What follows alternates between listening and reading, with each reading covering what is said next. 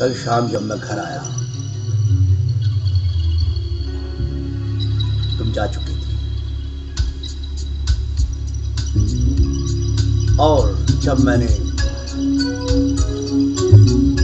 तुम्हारा खत देखा तो समझ गया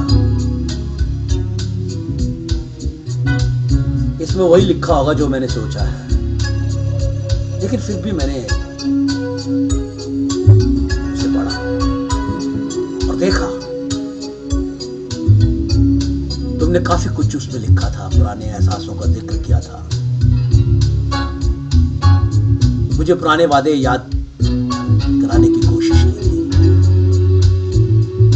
लेकिन ये क्यों भूल गई कि मेरे भी कुछ एहसास थे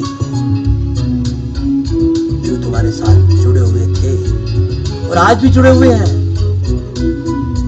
गलत तो नहीं कह रहा, लेकिन फिर भी अनचाहे अनमने ढंग से तुमने ये जो फैसला लिया ये ठीक नहीं है। कब तक मेरे बगैर रह लोगी?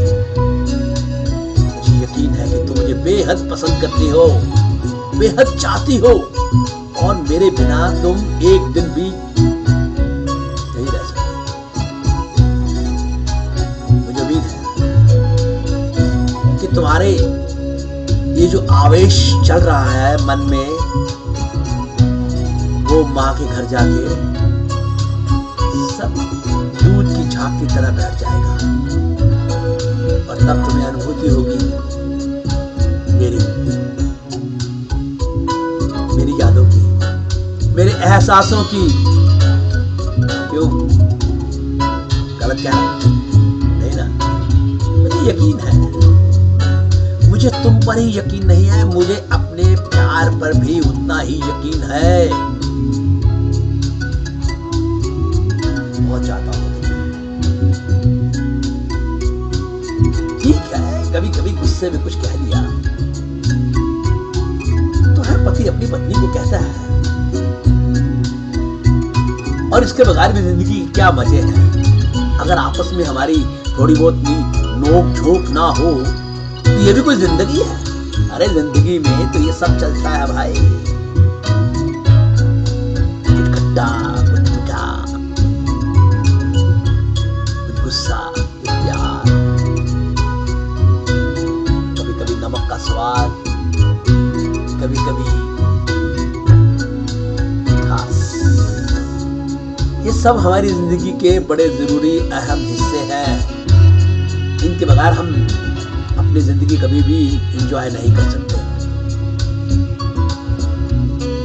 ठीक है, मैंने खत पढ़ा, कुछ देर के लिए मैं सोच में पड़ गया कि शायद तुम्हारा ये गुस्सा हकीकत में न बदल जाए, जैसे कि तुमने लिखा है कि मैं आप कभी लौट कर नहीं आऊंगी। भाई गुस्से में लिखी बात तो सच कभी नहीं होती। वो तो गुस्सा था, कह दिया, हमने सुन लिया, हमने पढ़ भी लिया। लेकिन ये तो कभी नहीं हो सकता कि तुम हमें,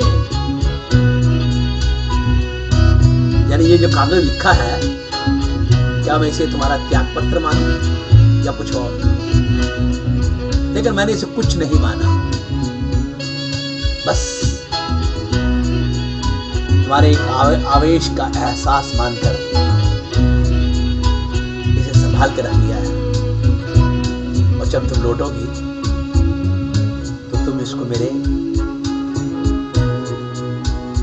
चेस्ट ड्रॉर में पाओगी।